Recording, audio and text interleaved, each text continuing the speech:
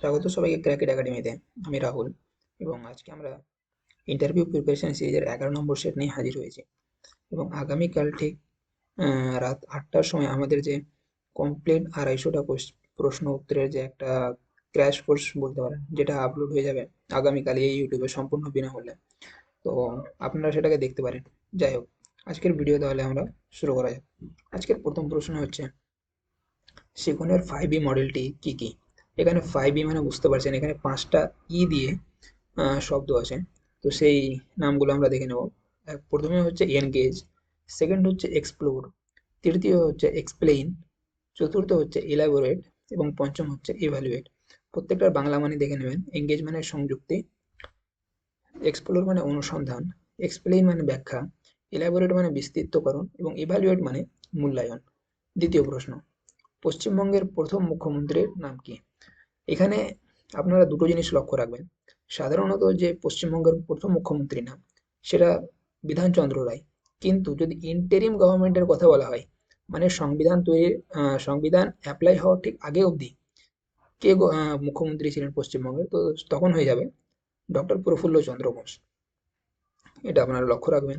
তৃতীয় প্রশ্ন, inclusive education কিংবা অন্তর্ভুক্তিমূলক শিক্ষা বলতে কি বোঝেন? তো এর উত্তর হচ্ছে, যেখানে বিশেষ চাহিদা সম্পন্ন শিশু এবং সাধারণ শিশুরা একসাথে একই পরিবেশে শিক্ষা লাভ করে, তাকে বলে ইনক্লুসিভ এডুকেশন। চতুর্থ প্রশ্ন, সিসিই এর অর্থ কি? সিসিই এর পুরো নাম হচ্ছে কন্টিনিউয়াস অ্যান্ড কম্প্রিহেন্সিভ ইভ্যালুয়েশন। বাংলায় এর অর্থ হচ্ছে নিরবিচ্ছিন্ন ও সার্বিক মূল্যায়ন। আপনারা এই স্পেলিংটা একটু দেখে নেবেন, এটা নিরবিচ্ছিন্ন হবে। পঞ্চম প্রশ্ন, ঐক্যশ্রী প্রকল্প কাদের জন্য? তো ঐক্যশ্রী প্রকল্প হচ্ছে পশ্চিমবঙ্গের সংখ্যালঘু সম্প্রদায়ের মেধাবী ছাত্রছাত্রীদের স্কলারশিপ দেওয়ার জন্য।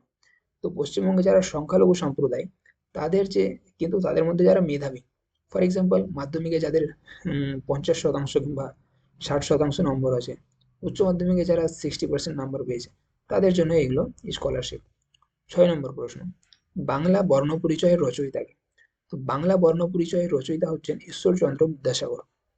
এটা খুব গুরুত্বপূর্ণ প্রশ্ন ইন্টারভিউ এর পার্সপেক্টিভে, তো আপনারা লক্ষ্য রাখবেন। 7 নম্বর প্রশ্ন, এনইপি 2020 এর শিক্ষাগত কাঠামোটি কি?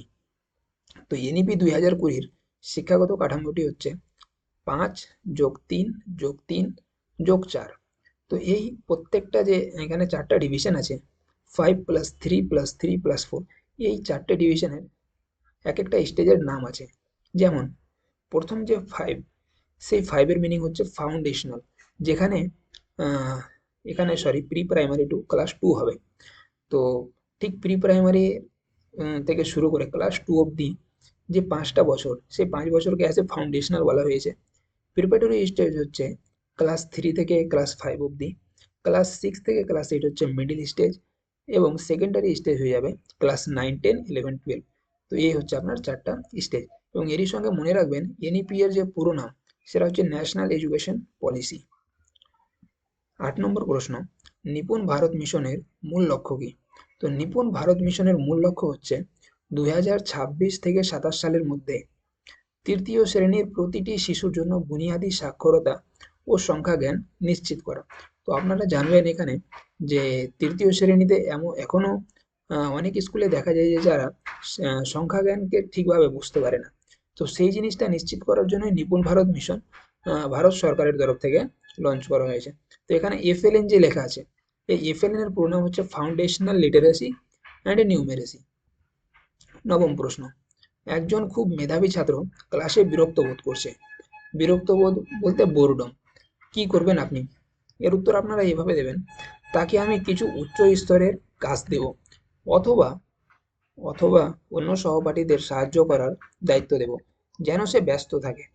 10 নম্বর প্রশ্ন, সরি একটু টাইপিং এর মিস্টেক হয়েছে হয়তো।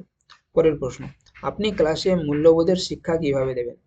তো ভ্যালু এডুকেশন কিংবা যেটা মূল্যবোধের শিক্ষা, এর উত্তরে আপনারা বলবেন, আদর্শ মনীষীদের গল্পের মাধ্যমে এবং নিজের আচরণের মাধ্যমে। কারণ শিক্ষকের আচরণই শিশুদের সবচেয়ে বড় শিক্ষা। তো আমি আমি প্রথমে নিজের আচরণকে ঠিক করব এবং বাকি মনীষীদের আমি গল্পের মাধ্যমে তাদের বোঝাবো। এইভাবে আমি মূল্যবোধের শিক্ষা দেব। 11 নম্বর প্রশ্ন, অত্যন্ত দুর্গম এলাকায় আপনার পোস্টিং হলে আপনি কি করবেন? এর উত্তর আপনারা এইভাবে দেবেন: আমি একে চ্যালেঞ্জ হিসেবে গ্রহণ করব। আমার লক্ষ্য শিশুদের উন্নয়ন। তাই প্রতিকূলতাকে জয় করে সেখানকার পরিকাঠামো উন্নয়নের আমি চেষ্টা করব। 12 নম্বর প্রশ্ন, শারীরিক প্রতিবন্ধী, যেটাকে আমরা পিডব্লিউডি বলি, কিংবা পিডি বলি, ফিজিক্যালি ডিসেবলড। তো শারীরিক প্রতিবন্ধী কোনো শিশু ক্লাসে থাকলে আপনার আচরণ কেমন হবে? এর উত্তর আপনারা এইভাবে দেবেন: আমি তাকে ক্লাসের সামনের দিকে বসার ব্যবস্থা করব এবং অন্য শিশুদের শিখিয়ে দেবো যেন তারা তাকে সব কাজে সাহায্য করে।